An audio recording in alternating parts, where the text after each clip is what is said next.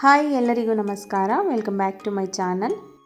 ಬೆಂಡೆಕಾಯಿ ಪಲ್ಯ ಅಂದರೆ ಯಾರಿಗಿಷ್ಟ ಆಗಲ್ಲ ಹೇಳಿ, ಎಲ್ಲರೂ ತುಂಬ ಇಷ್ಟಪಟ್ಟು ತಿಂತಾರೆ. ಸೊ ನಾನಿವತ್ತು ಬೆಂಡೆಕಾಯಿ ಪಲ್ಯನ ಮಾಡ್ತಾಯಿದ್ದೀನಿ. ಸ್ವಲ್ಪನೂ ಲೋಳೆ ಬರ್ದಿರ ಈಸಿಯಾಗಿ ಬೆಂಡೆಕಾಯಿ ಪಲ್ಯನ ಹೇಗೆ ಮಾಡ್ಕೊಳ್ಳೋದು ನೋಡೋಣ ಬನ್ನಿ. ನಾನು ಮೊದಲು ಪ್ಯಾನ್ನ ಬಿಸಿ ಮಾಡೋಕ್ಕೆ ಇಟ್ಕೊಂಡಿದ್ದೆ. ಪ್ಯಾನ್ ಬಿಸಿ ಆದ ನಂತರ 2 ಸ್ಪೂನ್ ಆಗುವಷ್ಟು ಎಣ್ಣೆನ ಹಾಕ್ಕೊಂಡಿದ್ದೀನಿ. ಎಣ್ಣೆ ಕಾದ ನಂತರ 1 ಸ್ಪೂನ್ ಸಾಸಿವೆ, 2 ಒಣಮೆಣಸಿನ್ಕಾಯಿ, 1 ಸ್ಪೂನ್ ಕಡಲೆಬೇಳೆನ ಹಾಕಿ ಕಡಲೆಬೇಳೆ ಸ್ವಲ್ಪ ಕಲರ್ ಚೇಂಜ್ ಆಗೋ ತನಕ ಫ್ರೈ ಮಾಡ್ಕೊತಾ ಇದ್ದೀನಿ. ಕಡಲೆಬೇಳೆ ಕಲರ್ ಚೇಂಜ್ ಆಗಿದೆ. ನಂತರ ನಾನು ಸಣ್ಣದಾಗಿ ಹಚ್ಚಿಟ್ಕೊಂಡಿರೋ ಈರುಳ್ಳಿನ ಹಾಕ್ಕೊಂಡಿದ್ದೀನಿ. ಹಾಗೆ ಸ್ವಲ್ಪ ಕರಿಬೇವು ಸೊಪ್ಪು ಹಾಕಿ 1 ನಿಮಿಷ ಫ್ರೈ ಮಾಡ್ಕೊತಾ ಇದ್ದೀನಿ. ನಾನಿಲ್ಲಿ ಅರ್ಧ ಕೆಜಿ ಬೆಂಡೆಕಾಯಿಗೆ 2 ದಪ್ಪ ಸೈಜ್ ಈರುಳ್ಳಿನ ಹಾಕ್ಕೊಂಡಿದ್ದೀನಿ. ಯಾವುದೇ ಪಲ್ಯಗಳಿಗಾದರೂ ಅಷ್ಟೇ ಈರುಳ್ಳಿ ಜಾಸ್ತಿ ಹಾಕಿದ್ರೆ ಟೇಸ್ಟು ತುಂಬಾ ಚೆನ್ನಾಗಿರುತ್ತೆ. ನೀವು ಬೇಕು ಅಂದರೆ 3 ಈರುಳ್ಳಿ ಸಹ ಹಾಕೋಬೋದು. ಇವಾಗ ನಾನು 1 ರಿಂದ 1.5 ನಿಮಿಷ ಈರುಳ್ಳಿನ ಫ್ರೈ ಮಾಡ್ಕೊಂಡಿದ್ದೀನಿ. ನಂತರ ಇದಕ್ಕೆ ಬೆಂಡೆಕಾಯಿನ ಸೇರಿಸ್ಕೊತಾ ಇದ್ದೀನಿ.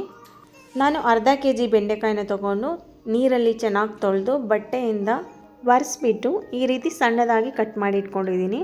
ಅದನ್ನು ಈರುಳ್ಳಿ ಜೊತೆ ಹಾಕ್ಕೊಂಡು ಫ್ರೈ ಮಾಡ್ಕೊತಾ ಇದ್ದೀನಿ. ಬೆಂಡೆಕಾಯಿ ಹಾಕೊಂಡ್ಮೇಲೆ ಮತ್ತೆ 1 ರಿಂದ 2 ನಿಮಿಷ ಫ್ರೈ ಮಾಡ್ಕೋಬೇಕು. ನಾನಿಲ್ಲಿ ಡೈರೆಕ್ಟಾಗಿ ಈರುಳ್ಳಿ ಹಾಕಿದ್ಮೇಲೆ ಬೆಂಡೆಕಾಯಿನ ಹಾಕ್ಕೊಂಡಿದ್ದೀನಿ. ಹುಣಸೆ ರಸ ಹಾಕೋದ್ರಿಂದ ಬೆಂಡೆಕಾಯಿ ಲೋಳೆ ಎಲ್ಲ ಹೋಗುತ್ತೆ. ಆದ್ದರಿಂದ ನಾನು ಡೈರೆಕ್ಟಾಗಿ ಒಗ್ಗರಣೆಗೆ ಹಾಕ್ಕೊಂಡಿದ್ದೀನಿ. ಮತ್ತು ನೀವಿಲ್ಲಿ ನೋಡ್ತಾ ಇರ್ಬೋದು ಎಷ್ಟು ಲೋಳೆ ಇದೆ ಬೆಂಡೆಕಾಯಿ ಅಂತ. ನೀವು ಈ ರೀತಿ ಡೈರೆಕ್ಟಾಗಿ ಮಾಡಿಲ್ಲ ಅಂದರೆ ಹಾಗೆ ಡ್ರೈ ಪ್ಯಾನ್ನಲ್ಲಿ ಬೆಂಡೆಕಾಯಿನ ಹುರಿದು ಎತ್ತಿಟ್ಕೊಂಡು ಒಗ್ಗರಣೆಗೆ ಸೇರಿಸ್ಕೋಬೋದು. ಆವಾಗಲೂ ಸಹ ಲೋಳೆ ಬರಲ್ಲ. ಇವಾಗ ಬೆಂಡೆಕಾಯಿ ಹುರ್ಕೊಂಡಾಗಿದೆ. 1-2 ನಿಮಿಷ ಹುರಿದಾದ ನಂತರ 2 ಸ್ಪೂನ್ ಹುಣಸೆ ಹಣ್ಣಿನ ರಸನ ಹಾಕ್ಕೊಂಡಿದ್ದೀನಿ. ಹುಣಸೆ ಹಣ್ಣಿನ ರಸ ಹಾಕಿದ ಮೇಲೆ ಮತ್ತೆ 1 ರಿಂದ 2 ನಿಮಿಷ ಬೆಂಡೆಕಾಯಿನ ಫ್ರೈ ಮಾಡ್ಕೋಬೇಕು. ನಾವು ಹುಣಸೆ ಹಣ್ಣಿನ ರಸ ಹಾಕಿ ಫ್ರೈ ಮಾಡಿದ ಮೇಲೇ ಅದು ಲೋಳೆ ಹೋಗೋದು.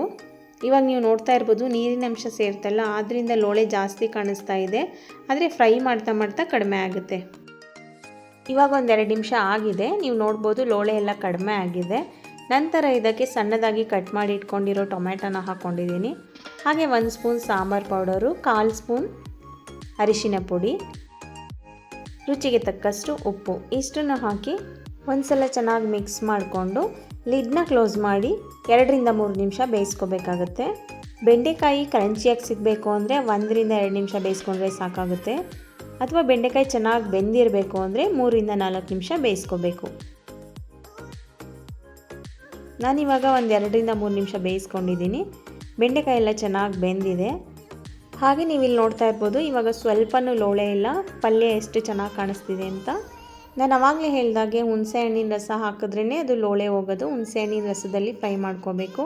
ಹುಣಸೆ ಹಣ್ಣು ಹಾಕಲ್ಲ ಅಂದರೆ ಡ್ರೈ ಪ್ಯಾನ್ನಲ್ಲಿ ಒಂದ್ಸಲ ಫ್ರೈ ಮಾಡಿ ಆನಂತರ ಒಗ್ಗರಣೆಗೆ ಸೇರಿಸ್ಕೋಬೇಕು.